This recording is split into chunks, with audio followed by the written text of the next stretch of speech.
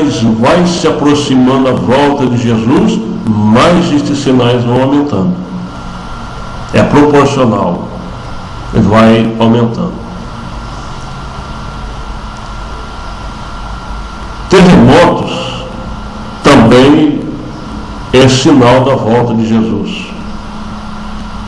Deixa eu só mostrar para você aqui alguns terremotos que aconteceram de 85 até 93, terremotos em vários lugares. Em 1985 aconteceu um terremoto no México. Quantos morreram? 8.000 pessoas. Em 1988, ou seja, 3 anos depois, houve um terremoto na Armênia. Quantos morreram? 25.000 pessoas. Aumentou. 2 anos depois, teve um terremoto no Irã. Quantas pessoas morreram? 35.000 pessoas. Aumentou mais. Quando foi 3 anos depois, passaram-se 3 anos depois, ou seja, em 1993, aconteceu um terremoto na Índia. Quantas pessoas morreram? 30.000 pessoas. E agora, recentemente, terremoto no Haiti, terremoto no Japão. Quantos morreram nesses terremotos?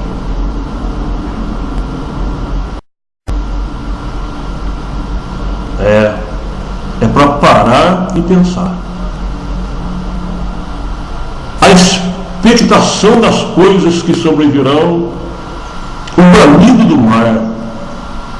O mar está revoltoso.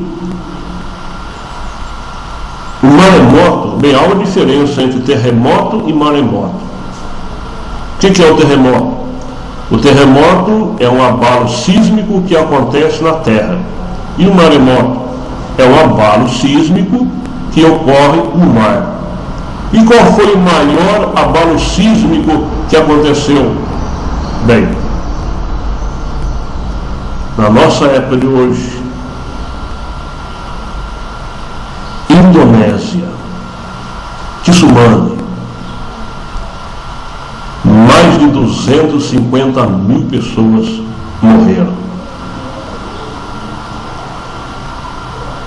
Então a gente vê pela Bíblia Sagrada que ela está certa. Ela não falha. A Bíblia Sagrada mostra realmente os sinais da volta de Jesus Cristo. Vamos ver mais alguma coisa. Outros sinais também, outro sinal que Jesus deixou é a multiplicação de pecados. Olha, em Mateus, no capítulo 24, versículo 12, está escrito: e por se multiplicar a iniquidade, o amor de muitos esfriará. Eu quero dizer que Deus, Ele é amor, mas Ele é justiça. Mas em contrapartida, Deus é justiça, mas também é amor. E aqueles que estão envolvidos nas coisas de Deus, também estão envolvidos no amor de Deus. Agora, quando o amor de Deus está presente, encontrando lugar no coração da pessoa, maravilha. Mas quando a pessoa se afasta da presença de Deus e passa a viver uma vida para si próprio e não para Deus, o amor de Deus nele está longe. Ele não está vivendo o amor de Deus. Não é que o amor de Deus acaba. O amor de Deus não acaba. O amor de Deus, ele é eterno, é maravilhoso. E foi graças ao amor de Deus que Jesus veio a este mundo para morrer pelos nossos pecados. Mas a pessoa que se afasta da presença de Deus, e quando a pessoa se afasta da presença de Deus, o que acontece? A pessoa passa a viver para si própria. E quando o amor desta pessoa esfria, gela, ele está facilmente vulnerável ao pecado, está facilmente à mercê da iniquidade e das trevas deste mundo. Então o que acontece? A multiplicação de pecado. Pecado é um delito que a pessoa comete contra Deus.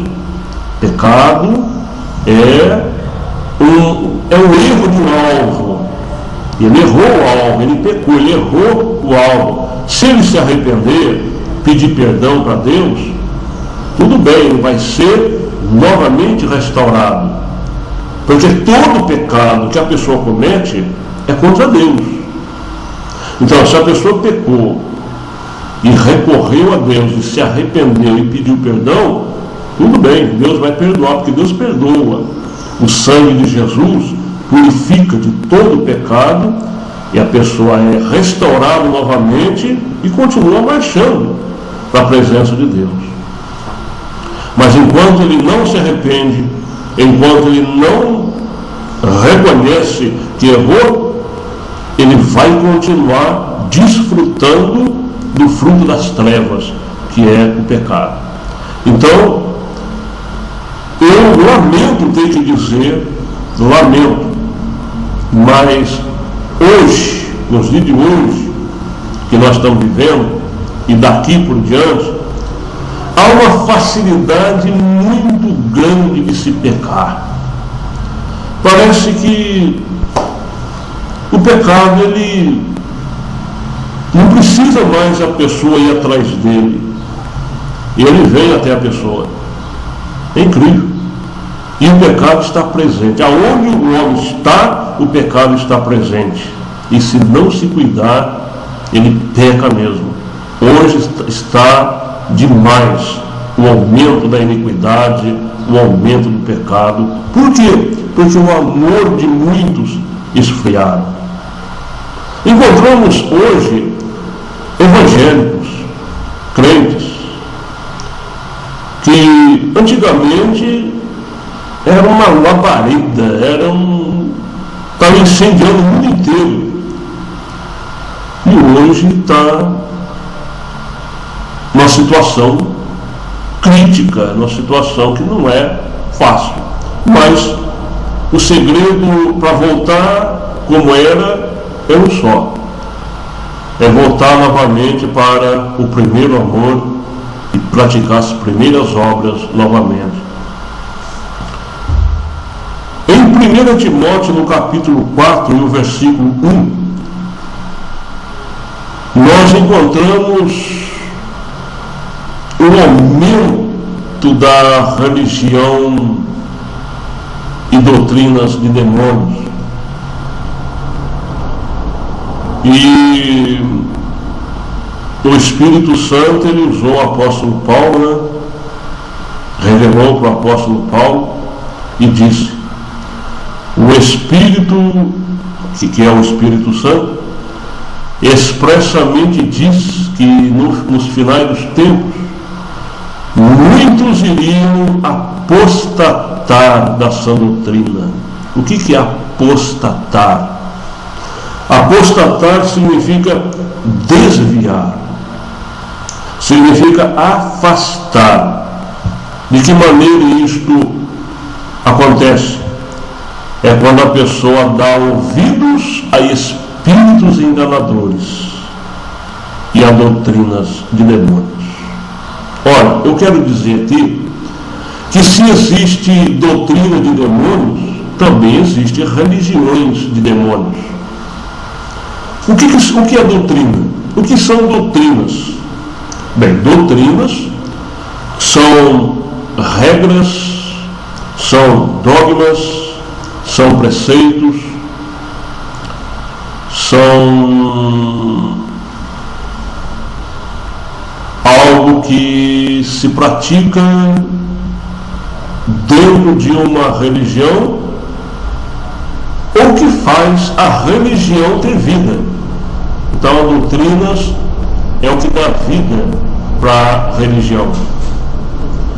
Então, se a doutrina for de demônios, com certeza aquela religião vai se alimentar de coisas vindas do inferno. E quantas religiões de demônios existem? Sim, porque a Bíblia Sagrada fala de doutrina de demônios. Então tem religiões de demônios. Então é muito importante que aqueles que desejam a salvação tomem conhecimento e saibam qual é a doutrina que ele está sendo envolvida. É sério, muito sério. A decadência moral, ela é também sinais nestes últimos dias. Em 2 Timóteo, no capítulo 3 e os versículos 1 e 2, ela diz que nos últimos dias sobrevirão tempos trabalhosos,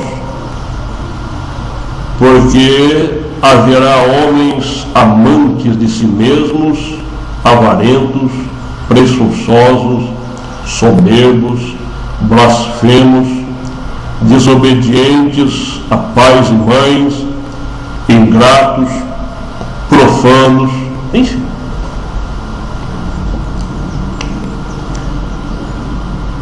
Hoje as pessoas, eu lembrei aqui agora de um ditado, é somente para as pessoas amantes de si mesmas que falam uma coisa dessa. Mas tem um ditado aí, eu acho que você conhece, um ditado que fala assim, que cada um para si e Deus para todos. Bem, eu concordo com a segunda parte, Deus para todos. E a Bíblia Sagrada fala que Deus faz chover sobre os bons e sobre os maus. Então, Deus para todos. Agora, cada um para si, esse negócio de cada um para si, você não acha que é um espírito egoísta? Cada um para si? O ser humano, ele é um ser que ele vive socialmente. Então ele não pode viver só para si. O ser humano, ele é sociável. A sociologia ensina dessa maneira. O ser humano, ele é um ser sociável. E as pessoas nunca podem ser amantes de si mesmo, mas a Bíblia Sagrada diz assim: amai uns aos outros como a si mesmo. Bem, até que ponto eu me